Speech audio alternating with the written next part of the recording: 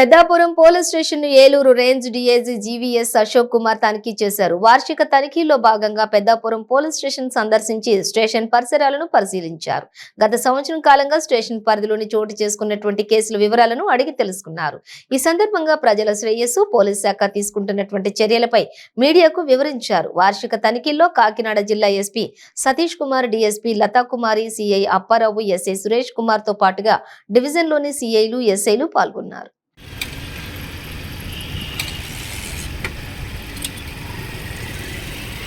ఇన్స్పెక్షన్లు చెప్పారు, 8 acres land అని చెప్పారు. Okay sir right sir sir ఒక్క నిమిషం సార్ ఇక్కడ మీడియం సార్ ఇప్పుడు పెద్దాపురం మండలంలో 28 విలేజెస్ ఉన్నాయి సార్. ఎప్పటి నుంచో రూరల్ పోలీస్ స్టేషన్ కోసం ప్రతిపాదన అది ఎప్పుడో క్రమంలో కాకపోతే ఎందుకంటే ఇప్పుడు అన్నది ఎంత సమస్యాత్మకమైన విలేజెస్ ఉన్నాయి సార్. అయినప్పటికీ ఎటువంటి కూడా కాన్ఫరెన్స్ సెంటర్ జరిగినా ఇక్కడ పోలీస్ పరంగా అయితే మాత్రం క్రైమ్ రేట్ కూడా తక్కువేస్తుంది. కానీ ఆ రూరల్ పోలీస్ స్టేషన్ అనేది ప్రతిపాదన గత ప్రభుత్వంలోనే ప్రతిపాదన పెట్టారు సార్. రూరల్ పోలీస్ స్టేషన్ ఎందుకంటే 28 గ్రామాలు సార్, అది ఎప్పుడు అమల్లోకి రాబోతుంది. చూడండి, ఇప్పుడు ఇదివరకు పెద్దాపురం సర్కిల్గా ఉండేది. ఇక్కడ దీని కింద సామర్లకోట, రంగంపేట పోలీస్ స్టేషన్ ఉండేది. ఇది ఒక పోలీస్ స్టేషన్ ఒక ఎస్ఐ గారే మేనేజ్ చేసేవారు. ఇప్పుడు ఆ సామర్లకోట వచ్చేసి వేరే పోలీస్ స్టేషన్ అయిపోయింది. అక్కడ ఇన్స్పెక్టర్ గారు వచ్చారు. రంగంపేట వచ్చేసి మన తూర్పుగోదావరి జిల్లాకి వెళ్ళిపోయింది. ఇక్కడ ఇన్స్పెక్టర్ గారు వస్తున్నారు.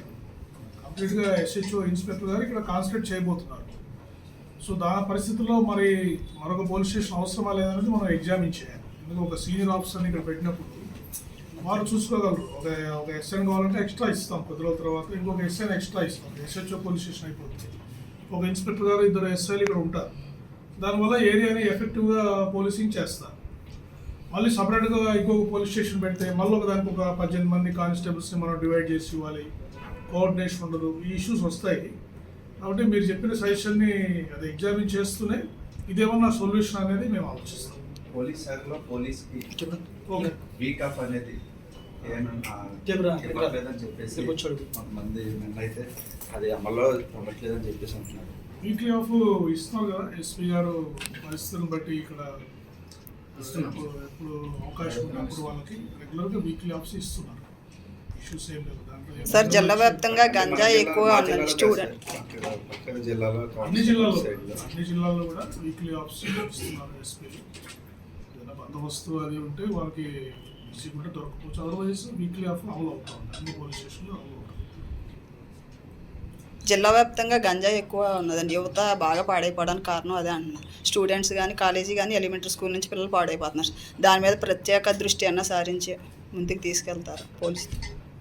ఇప్పుడు గంజాయి అనేది ఎప్పటికీ కూడా టాప్ ప్రయారిటీ అమ్మా. మీకు తెలుసు, రాష్ట్ర వ్యాప్తంగా కూడా ప్రభుత్వం కానీ, తర్వాత మా డీజీపీ గారు కానీ చాలా స్ట్రిక్ట్ ఇన్స్ట్రక్షన్స్ ఇవ్వడం జరిగింది.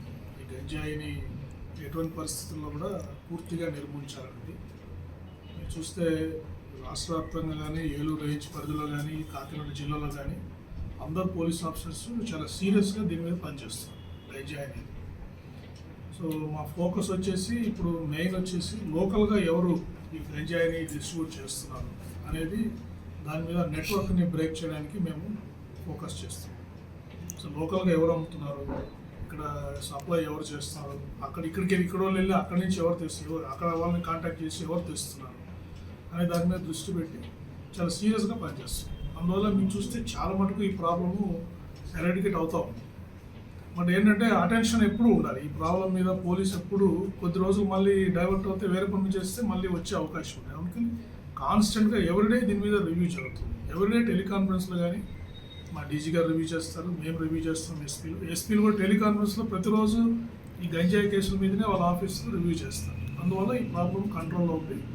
ఎటువంటి పరిస్థితుల్లో ఇది పూర్తిగా సమూలంగా నిర్మించడానికి మేము ట్రై చేస్తాం. అవేర్నెస్ క్యాంప్స్ స్టూడెంట్స్లో, కాలేజెస్లో అవేర్నెస్ క్యాంప్స్ ఎస్పీలు వెళ్తున్నారు, ఆఫీసర్స్ వెళ్తున్నారు. సపరేట్గా department SEB, special enforcement bureau department దీని మీద పనిచేస్తారు. ఒక టోల్ ఫ్రీ నెంబర్ కూడా పెట్టడం జరిగింది. ప్రజలు కూడా ఎవరన్నా ఎక్కడన్నా వాళ్ళకి సమాచారం ఉంటే ఈ toll free number 14500 toll free నెంబర్కు ఇన్ఫార్మ్ చేయాలి.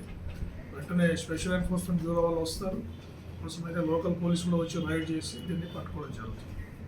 So both education, awareness as well as enforcement, strict enforcement దీన్ని చేసి గంజాయిని సమూలంగా నిర్మించడం జరుగుతుంది. సార్ ఇప్పుడు పొలిటికల్ పార్టీస్, ప్రతిపక్ష పార్టీస్ ఏదైనా ధర్నాలు కానీ వాళ్ళు ఏదైనా శాంతియుతంగా ఏదైనా ప్రొటెస్ట్ చేస్తున్నప్పుడు మా పైన అక్రమ కేసులు అనేవి బనేస్తున్నారని చెప్పేసి ఒక ఆరోపణ అయితే ఉంది ప్రధానంగా. ఎందుకంటే మా యొక్క హక్కు, మేము ఏంటంటే ప్రొటెస్ట్ చేసుకొని అయ్యింది, ధర్నాలు అయ్యి చేయలేదు, కానీ విపరీతంగా అక్రమ కేసులే బనాయించడం, మాకు కొంచెం ఇబ్బంది గురి చేస్తున్నారు కావాలని చెప్పేసి. అంటే ఇప్పుడు ఏదైనా పర్మిషన్ ఇవ్వడం అనేది దేని కూడా ఆ రోజు లా అండ్ ఆర్డర్ సిచ్యువేషన్ బట్టి ఉంటుంది. సో ఎక్కడైతే ఏం సమస్యలు లేవో అక్కడ పర్మిషన్ ఇస్తున్నారు, సగం బందోబస్తు ఏర్పాటు చేయడం జరుగుతున్నారు. ఎక్కడైతే లా అండ్ ఆర్డర్ సమస్య వచ్చేది ఉందో ఆల్రెడీ 30 పోలీస్ యాక్ట్ ఇంపోజ్ చేస్తున్నారు, 144 CRPC ఇంపోజ్ చేస్తున్నారు. అటువంటి బేసిస్లో లా అండ్ ఆర్డర్ సిచ్యువేషన్ ఉన్నప్పుడు వారికి పర్మిషన్